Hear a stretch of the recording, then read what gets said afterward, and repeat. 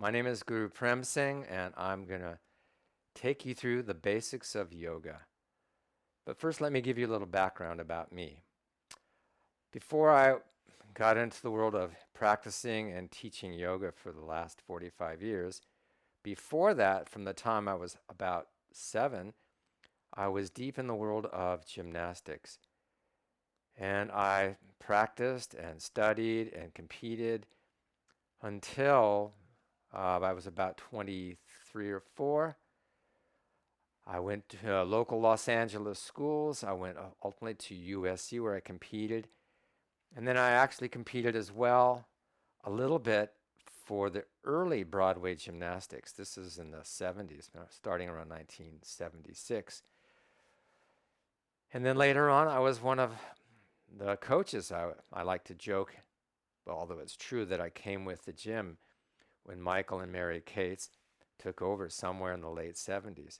So I've have quite a history with Broadway gymnastics. After college, I began the study of yoga. I had no idea I would become a Sikh and deeply in the practice of this, where I've spent the last, as I said, 45 years teaching yoga, in particular Kundalini yoga as well as Ashtanga yoga, which is a variation on Hatha yoga. And to my experience and understanding, the understanding and practice of yoga is really valuable for anybody who's going to be teaching phys ed. And the only requirement I have for learning this is just one: a belief in gravity. And you're probably laughing to hear me say gravity. Everyone knows gravity exists, otherwise we wouldn't fall down if we tripped or drop that glass of water, or for that matter, do anything, whether it be tumbling, jumping, throwing a football. But very few people pause to consider what this is. And let me just tell you this quickly. So essentially, the core of the earth has very dense matter, and it's calling us.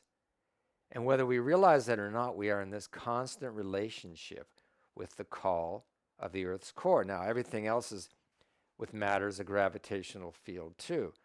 But primarily, the thing that informs our ability to move and bend and turn and jump and punch and just about everything else has to do with how we are either consciously or subconsciously relating to gravity. In the world of gymnastics, we are far more, I would say, acute and sensitive to that because we are in this constant dance of getting higher, bending lower, twisting faster. But one not need be an actual gymnast to appreciate that. The fundamentals, which I'm going to show you now, are important for everybody. So many times, I've heard people complain about their inability to sit up straight or stand up straight. I've seen this countless times with parents telling their children to sit up straight, stand up straight. There's an acronym for that, sus. We've all been sus. Somebody said, hey, sit up straight, stand up straight. And it's usually something about our shoulders, head, and neck. But actually, those are good intentions, but not particularly great science. So we're going to begin with that. Where good posture begins, which is a lot about what PE can become, particularly in this time where everyone's stooped, hunched, bent over their devices, whether it be a phone or a computer, more so now in the age of the virus. It actually begins with your contact to the earth, how you are connected. The earth's calling, and we have to have a response. So, if you're sitting or standing, or possibly handstanding, you have a point of contact. So we're going to start with sitting. Now I'm sitting up, but I'll soon be on the ground. Now we've all heard this idea of core strength, and I know it's something about your abdomen or tummy. But if we go into the world of the yogis and certainly the martial art practitioners, they are much more specific about the navel core. It's actually not the belly button and above, it's actually below it. So let's just start with that. So if you can find your belly button, go underneath it, maybe about that far. And there are different names for this. The Chinese systems, they call it the lower dantian, and the Japanese systems call it the hara, but you can call it what you want. So this is where the transverse abdominal muscles come across, the low belly, okay? But in addition to that, we want to learn to use the pelvic floor in order to establish a connection with our sits bones, more classically referred to as the ischial tuberosity bones. How those are connected, whether you're sitting on the floor or sitting at a chair, will inform your alignment. If we are off at our base, what happens is the distortion increases through geometric proportions the further we get from it. So a little bit off at the base, you start to get way off at the shoulders. So put your fingers just that far under your belly button. And this is the domain we want to learn to engage. Okay? What I mean by engagement is learn to draw inward. And you don't need a lot for certain things, and you need quite a bit more for other things. But for sitting, for our purposes, just to feel, just draw it in a bit. Use your fingers to guide that. Now, the other thing we need to do, and use our hands as teaching assistants, your primary connection is those sit bones. So you might want to pull your cheeks aside and just rock. And try to show you from the side like this, just back and forth. Okay, what I'm going to show you soon enough, I'm going to go on the ground, but I'm just starting up like this because what I'm going to show you could be from a chair. Okay? Now there's a simple movement I'm going to show you now, how to rock the pelvis, because your ability to move your pelvis again informs the foundation of good posture. It starts there and then it moves up. In other words, pelvis, heart, shoulders, head. Or we could make it even simpler. Hips, heart, head. You're going to find this is not only true for how to stand, but this is going to be true throughout the world of physical education. It's going to be a foundational idea. And it also is the foundational structure for the practice of yoga. Hips, heart, head. Things will move in that order. You're going to hear me tell you again and again. Hips, heart, head. Establish your connection. Not all connections are going to be straight from the hips. Again, as I said, it could be, if you were so inclined, it could be even in a handstand. But you still use this understanding, even though it's here, but we'll keep it simple for now. Okay, so the first thing you want to do, and if you're in a chair, this could even be better. I want you to literally push your butt down, and a miraculous thing is going to happen. As you push your butt downward, you're going to feel your chest come upward. Okay? Pushing down, you rise up. So we'll use this concept of root to rise. Root, rise. Okay, now we're going to do something interesting with this. We're going to coordinate breathing with movement. So put your hands here. So put your hands, this is now the upper abdomen. Now there's a term I learned from the little bit of voice lessons I took, and they call this pillowing the diaphragm. For those who've studied voice, this will seem very familiar. Learning to sing in this area, sing from the diaphragm. So what I want to show you is this. You inhale downward, and what it does, it opens this up, it kind of balloons this, but because we learn the art of how to engage our lower belly, we can shape this pillowing effect. So it's not just moving out, it can actually start to expand around even into the back body. All right, so inhale down. I'm exaggerating for the camera. Exhale in with a little up. Inhale down. Exhale up. Okay, inhale down. Exhale up. Simple breath. It's not a big breath. We'll get into bigger breaths soon enough. But for right now, simple. Inhale down. Exhale in, up. And the reason we're doing this, we're learning to breathe with a sense of breathing to and from your heart. The exhale takes us, we'll say home, because home is where the heart is. And then you move downward. Now, there's actually an interesting relationship between the beating heart and your respiratory system. So your heart beating is in a sac, the pericardial sac, which has tendon attachments to your thoracic diaphragm. So there really is this connection between breath and heart. So that's a big part of better posture. If your exhale is weak, what it does over time, it starts to let your heart down. You can see this from here from the side. If my exhales are doing this, because there's no support of the thoracic diaphragm, over time, thousands and thousands of times, before you know it, 30 years goes by and you're pretty curved. But if you learn how to use this deeper core with support here, you've got the foundation right there for better posture. Moving from hips, heart, head. Okay? All right, so let's put the two together. It's going to look like this. Inhale, exhale. Simple movement. Inhale, down. You come up as a result of inhale, down. Exhale, lower down. So inhale, down. You come up. Exhale, back, down. Inhale, exhale. Inhale, exhale. Inhale, exhale. Inhale, exhale. Couldn't be simpler once you understand it. Inhale. So I'm going to come down on the ground and show you from the ground level. Okay? Inhale, exhale. Inhale, exhale. This is the most basic of yogic exercises.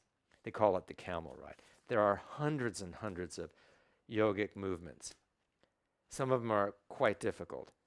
This one is simple, and yet it carries all the profound information that you'll find in the more advanced ones. Inhale, exhale.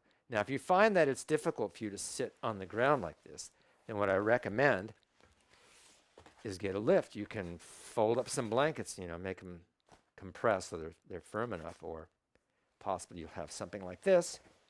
And what you do is you have your feet off and your hips up, and it'll make it much easier to do this and many other movements, which I'll show you. Inhale, exhale. Inhale, exhale. So a big part of the yogic model is to follow your breath. Let your breath guide you. And this will make more and more sense. In this age of the virus that we're living in right now, it's a respiratory disease. The stronger we can make our lungs, the healthier you will be if you have to go through exposure to that. You don't want to learn to breathe when you're sick. You want to learn to breathe when you're healthy to help stay that way. So a lot of these exercises will go a long way. And what I've discovered from my years of teaching yoga and working therapeutically in a medical office is that a high percentage of people are exhale weak. And a big part of the exhale, it's like bringing out a sponge. If you were to look at your lungs, they're not a hollow sac, they're more like a sponge. And you're going to clean your kitchen, you want to wring out the sponge. So the exhale has a lot to do with how well you can wring out your lungs so that you facilitate a more productive, inhale. They say you get what you put out. So a lot of the quality of your inhale is going to reflect in the quality of your exhale. So you're going to see many, many variations on how to do this. So we're starting off with a simple movement with a simple breath. I'm going to show you again from the side. Inhale, exhale. Inhale, exhale. You can do this slowly with a bigger breath, or we can do it quicker with a smaller breath. But we're trying to keep it in this area. Okay. Let me show you a couple other simple things before we start combining them together. You can do certain breathing exercises just in isolation, which are great for developing greater respiratory strength. Something I became aware of in the world of professional cycling, when they're on their bikes, it lends itself very well for this type of a breath, this belly breath. And you can, if you want to go on YouTube, you can see pictures of the cyclist like a puffer fish. Inhale, exhale. And it's really useful in terms of their cardio, is to try to keep the breath in here. The lower lungs and certain parts of the outer walls of the lungs have much denser capillary beds, so the capacity for oxygen exchange is better. And so as you learn to do this, your ability to oxygenate yourself in this type of cardio and this particular cardio environment can be very useful. So I'm going to teach you how to do that right now. It's affectionately called breath of fire. So you put your hands here, okay? And we're going to just emphasize the exhale, okay? Now I'm going to make it easier. We're going to do it with our tongue out just to exaggerate this principle.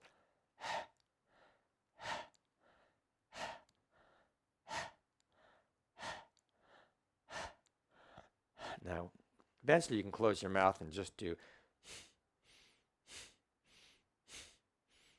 And then you don't need your hands for guides. It becomes.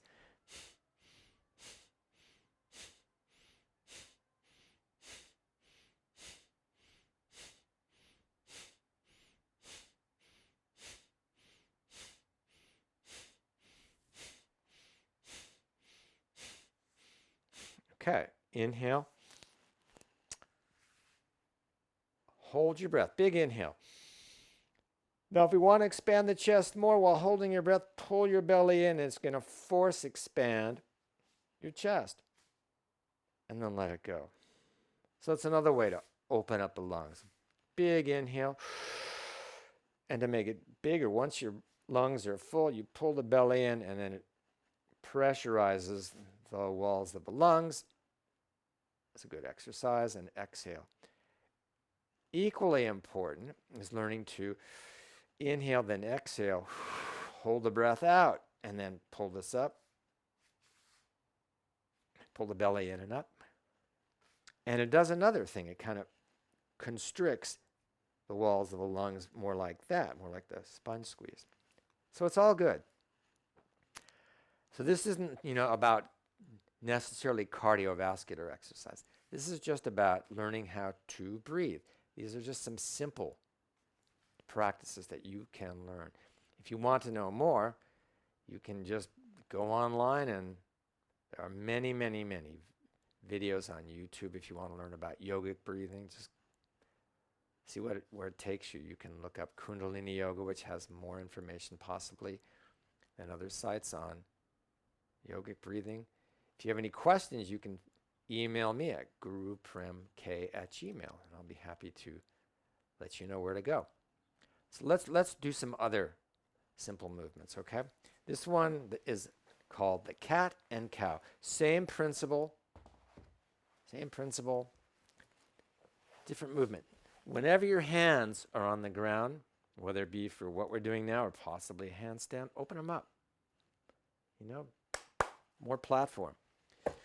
What we're going to do, have your feet together, knees apart. We're just going to focus on the pelvis to start. Exhale, so it tucks under. Inhale, exhale, inhale, exhale, inhale. Start with that.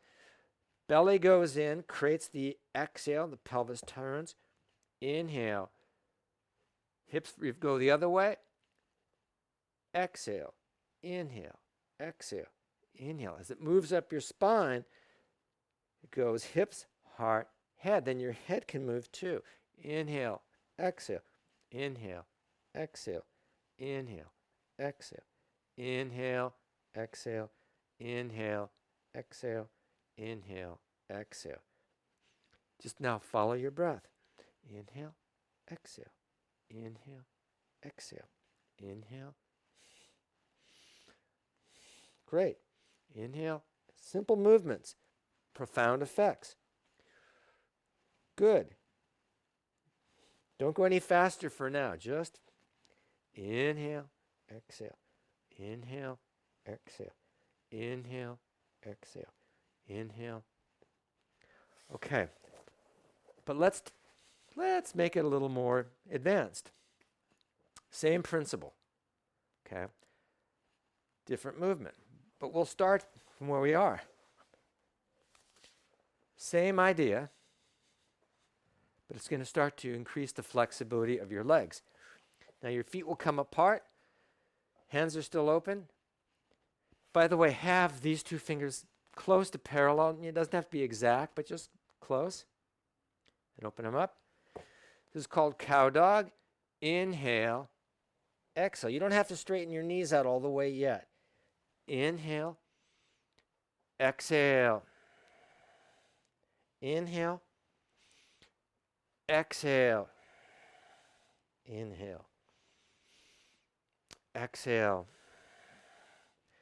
Belly goes in towards the spine as you exhale, lengthening your spine back. Eventually your knees may straighten out, but don't be too concerned just yet. More about lengthening the spine. Inhale. Exhale. Inhale. Exhale. Follow your breath. Inhale. Exhale. Inhale. Exhale.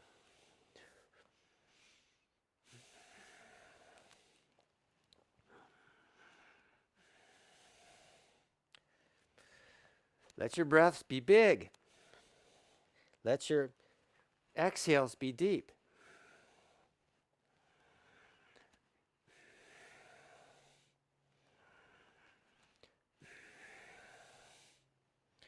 Still following the rule of hips, heart, head. Head comes through last. Head comes up last.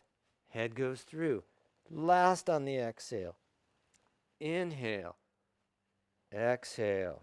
Great. Wonderful. Now, if you have the ability to sit on your heels like this, wonderful. Otherwise, here's a little trick. You could take that blanket or pillow or this and put it between your heels and your hips. It'll make it easier. Over time, as you learn to practice, whether it be yoga or some other flexibility system, your quadricep muscles will open up and this will become possible. But if not, for now, don't worry. This is a step-by-step, little at a time. What we're going to do, though, is we're going to come up like this. Okay? You don't even have to go all the way down. So here's your inhale. Same principle. Here's your exhale. Root. Rise. Inhale. Exhale. Inhale. I'm using my arms to exaggerate it. Exhale. Inhale. This gives you a sense of a bigger breath. You want your chest to open up. But to open this up, it moves down. As it goes out, you have to use a little more engagement to create more space in the chest. Inhale, that's your inhale. Exhale, the exhale goes home. We leave home, it goes down and out. Exhale, we come back, finishing the exhale goes home. If we want to make it a little bigger, we can. Inhale, down, out, and now I'm going to stuff myself up.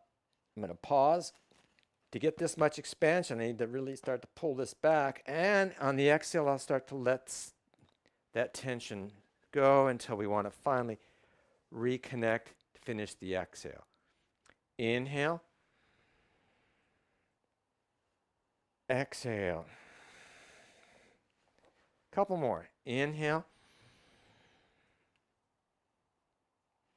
Exhale. Inhale. Exhale. Now this next one, you're going to stay up. You're going to inhale down, and let's stay up, okay? I'm going to show you from the side. If you can take your hands like so. Good. Stretch them up. Now we're going to begin to introduce you to back bends. Now back bends are wonderful as long as you don't hurt your back. In fact, a good rule of this practice is don't hurt yourself. Even better rule is don't let the teacher hurt you either. So if something's not feeling right for you, don't do it. You have the final word. But a little safety tip on backs. Most people injure their back because there's too much upper body compression coming into the lower back and sacrum. So when you learn how to use your core in a more intelligent fashion, you can learn the art of engagement here to lift this up, and that decompresses your back. It makes back bends actually enjoyable to do. Take your hands up like this. First, stretch up, and then second, try to take a little weight on the tops of your feet. Now you're going to feel this in your quadricep muscles. That's good. Your quadriceps can take the work and the weight. What you want to do is keep it out of here. So this is where you can use more engagement in this area. So by pushing into the tops of your feet, then you can push your hips forward and stretch this up. This is the basis of a deeper back bend. That's all we need to do right now. As you push your hips forward, more engagement to lengthen your spine. This is going to be a very chesty breath in this position. There's no space for this abdominal breath when you're doing this kind of back bend. Nonetheless, you try to take advantage of the space that's opening in your chest.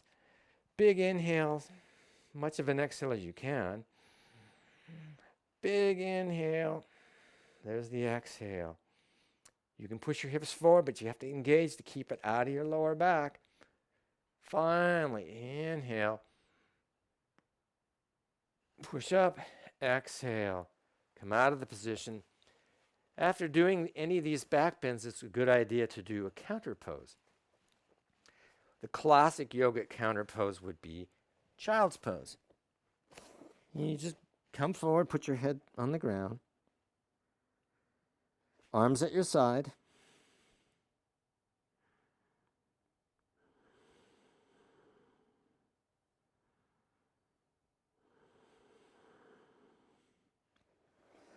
Good. Okay, moving along, I want to get into these forward bends. Using similar principles that we used before, you're going to inhale up. Well, let's just do this. Exhale down, inhale up, exhale down. Now the forward bend, inhale, come up, exhale, forward, inhale up. Well, let's just do this. Exhale down, inhale up, exhale, forward, inhale, exhale. I'm holding on to my legs just above my knees because that can help me inhale and get this expansion that we want. Inhale, open, expand, exhale, forward. Inhale, exhale. Inhale, exhale. Okay, now let's just practice this without putting this part in. Let's just do this. Inhale, exhale. Now what I'm interested in is just moving from the lower ribs to the thighs. I'm not even concerned about my head at this point. Inhaling, just closing this angle. Exhale. That's what matters. What will happen as you start to do this, as you start operating from these lower angles, it allows the tendons to release their restrictions. In this case, we want the tendons of the hamstrings, okay, to let their grip go. Inhale, exhale. Now, a little secret about flexibility is to strengthen what you stretch. So in the case of these forward bends, what I'm going to ask you to try is on the inhale up is to actually push your heels down. You can even use your arms to help you. Inhale, exhale. If you use your legs, the very muscles we just stretched, it helps. So we're starting off in this dynamic way, which is safe if you apply these principles. Exhale, inhale, exhale, inhale. Now over time, you'll be able to straighten out your legs a little more, possibly grabbing your feet. Inhale, exhale, inhale. You don't want to go too fast while you're learning this. Inhale, exhale. Now eventually you can do that where you just stay down, but I'm starting off dynamic so you can begin to get a better sense of how to move at a lower angle. Hips, heart, head. The head doesn't even move that much with this. Good.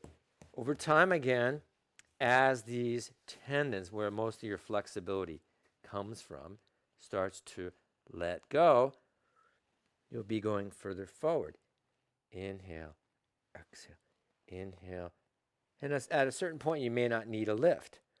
That's just to help turn the pelvis to a more advantageous angle. So I do recommend it.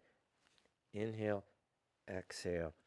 And let's just try this. Then wherever you are, exhale down. Grab onto some part of your feet or here possibly. Draw your shoulders away from your ears if you can. And just do long, deep breathing. Long, deep breathing.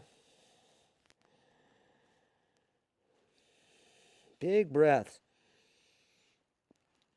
Learn to be in the presence of the stretch by consciously breathing. That's the meditation.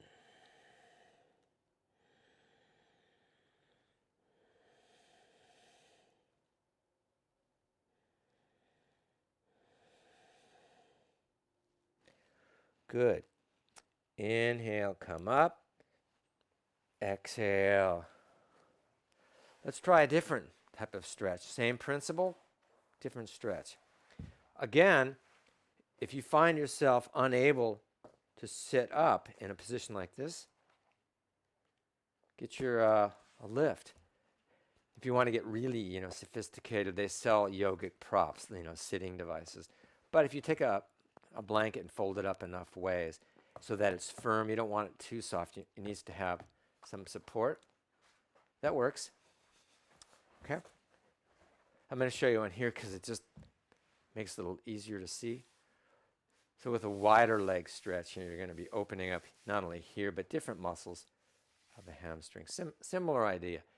We're going to do this though. Inhale, exhale. Coming up on the inhale. Push down with that heel. That was the right side, so I pushed the right heel down. I'm holding my thighs down to help keep me centered. So when I'm going over the right leg, I'm actually going to push the left side down to help that. Then on the inhale up, I might assist it by pushing into the right leg. There's my inhale. Exhale. Root down. Inhale. Exhale. Inhale. Exhale. Inhale. Exhale. Good. Inhale. Exhale. And maybe forward. Same idea. Come up. Make sure you're up as high on the sit bones as you can, because that will give you lots of advantage. Exhale forward. Inhale.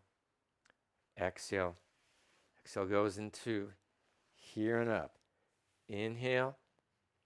Exhale. Inhale.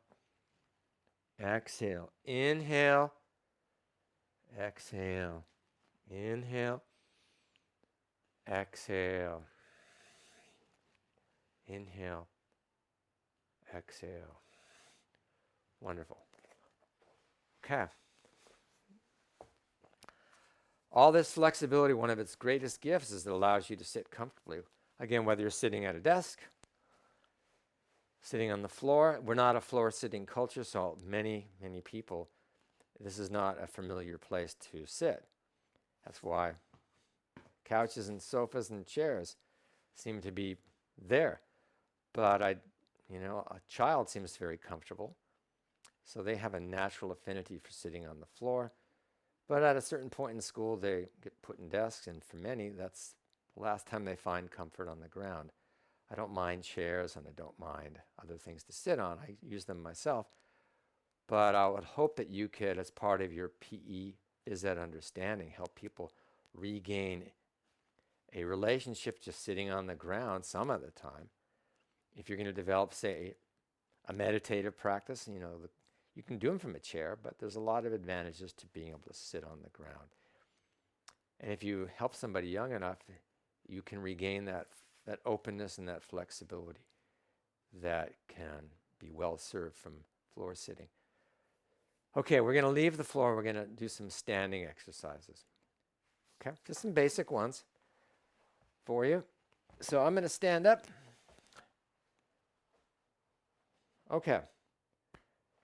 So give a sense that you're breathing to and from here. The heart's really like a target, okay? You don't actually breathe into the heart or from it, but it's a very useful target for developing a better sense of posture and a better sense of how the breath should be shaped, okay? So if you bring your hands here, this is called prayer pose in the yogic system. And it's something that's not a bad idea to learn, since in the age of the virus, we are no longer shaking hands. Heck, we're not even elbow bumping. Not only that, we're not even foot tapping, really. So what's left? Well, there's bowing, classic bows, you know, the namastes. More Japanese style, more Indian style, Thai style. Yeah, you'll learn your style, I suppose. Anyway, bring your hands here. Again, this is a convenient location. And let's just inhale down. So this beginning, the pillowing the diaphragm, inhale, exhale, in and up. Inhale down, little out, exhale, up. Inhale down, out, exhale up. Let's make it a bigger breath. Again, bigger breath needs more engagement to open up more space. Inhale down, let it expand out as you engage a bit more. Exhale, this is what I call the long way home. Inhale down, out. It's getting bigger. Exhale. Let's make it really big. Inhale down, out, up. Exhale. Big, big, smooth breaths. One more time like that. Inhale down, rooting down, literally through your legs, to your feet. Out, up, and here's the shortcut home. Now I have my feet together. That's kind of a classical way of doing this, but you might find it more helpful at the stage you're at by having them a little bit apart. Have your feet parallel. What we're going to do now is some forward bends from standing. Using the same kind of breath. You're going to inhale down, pillowing the diaphragm, out, up. Now when we go forward, it's going to be hips, heart, head. Exhale. Then we're going to inhale, same principle, root down, out, up, exhale. Inhale. Exhale. Inhale.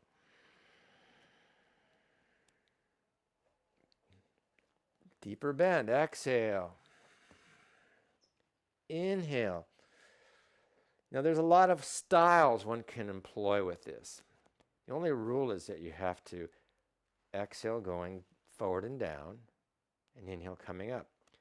So just as an example, I encourage you to find a style. Here's my style.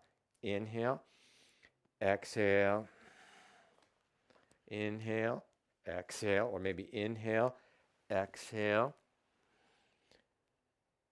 inhale, exhale, inhale, exhale. Try yours. Inhale, exhale, inhale, exhale, inhale, exhale. See, all I'm doing is just moving my arms in a different way, but from here up, it's the same movement. Exhale, inhale, exhale. It's really about follow your breath. Your breath has well, we'll call it a serviceful relationship with the heart. You know, in the world of acting and music, to do something really well states, I know it by heart. It's interesting to consider. I know it by heart, so we can use our breath to serve this, so we can do it from here, which means you've transcended thinking.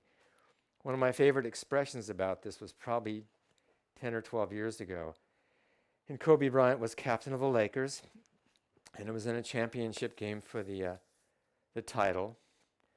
And they showed him in the locker room with his team. And he's in the center of a circle, and the team is around him. And he's telling his teammates, don't think it. He's banging on his head. Know it. Don't think it. Know it. And the whole team starts going, don't think it. Know it. Don't think it. Know it. Well, when you're learning something, you have to think about it. But when you have it good enough to be in the championship, it's no time for that kind of thinking. Now you have to know it. So we're learning with our head, but we want to get it eventually. So these things are comfortable, we'll say natural. In the beginning, you got to think about it. Yeah, think about, oh yeah, this step, follow the breath, hip, heart, head. It's like anything else until it's natural. Okay? So let's put our feet apart and let's do a similar thing. Same principles, different movement. This will have a twist in it. Here's your inhale. Opens up, inhale, exhale, inhale, exhale, inhale. Now here's a little helpful hint. Again, when you come up, push down through the legs on the inhale, strengthening what you stretch. Inhale, push down through that leg, using this core to engage that. Exhale. Root down to rise up. It helps you learn to be efficient, or also known as relaxation. Exhale. Inhale. Exhale. Inhale. Exhale. Inhale. Exhale. Okay. All right. Classic martial art posture. Horse pose. Okay. So I've got my knees bent somewhat. So we're going to do this. Inhale. Little guides with their hands. Exhale. Inhale. Exhale. So the energy is doing this energetically on the exhale. Inhale. Exhale. Inhale. Exhale. Inhale.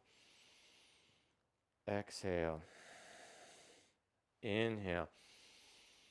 Exhale. Inhale. Exhale. Inhale. Exhale. Good. Couple more things and I'll let you go. Some other back bends. We'll do these from the ground. This is called cobra pose because it looks like a cobra, a snake. We'll do it the easier way. We're going to do what I call cobra push-ups. And they're like this. Shoulders come down. Again, you want to go hips, heart, head. So you inhale by pushing your hips into the floor. Lift your heart and then your head. Inhale. Exhale. Open your hands up like a starfish. Inhale. Exhale. Inhale. Exhale. Shoulders draw away. Inhale. Exhale. Inhale. Exhale. Inhale. Exhale. Couple more. Inhale. Exhale. There's child's pose again. Good. All right. We'll do one more exercise. This one is certainly going to be considered advanced, but I'm sure you can give it a good try. These are called yoga push-ups. There's a long fancy name called Sorbandande Kriya push-ups, but let's just call them yoga push-ups. Okay? And it will encompass everything we've been doing into one exercise. Some of you who have done flow yoga classes will recognize what's called the chaturanga, the up dog, the down. It's all there. It's also called vinyasa, which means breath-connected movement. So I'm going to show it to the kind of ideal way first, then I'll break it down, and let's see how we do. Okay, this is called downward facing dog. If you've got a dog, you've probably seen your dog do that. It's going to start by inhale up on our toes, exhale forward, down, inhale up. You can flip your feet if you want, or just keep them like this. There's that inhale, exhale. The last thing is the heels can come down, but it's not that important. Inhale up on your toes. Exhale forward, down. Inhale, exhale, inhale, exhale, inhale, exhale, inhale, exhale. Now, an easier way to do this might be, for some, start like this from here. Okay. Inhale, put your knees down, exhale, like this. Then a little baby cobra. Inhale, from your knees, push back. Inhale up on your toes, exhale, knees down. Follow the exhale down.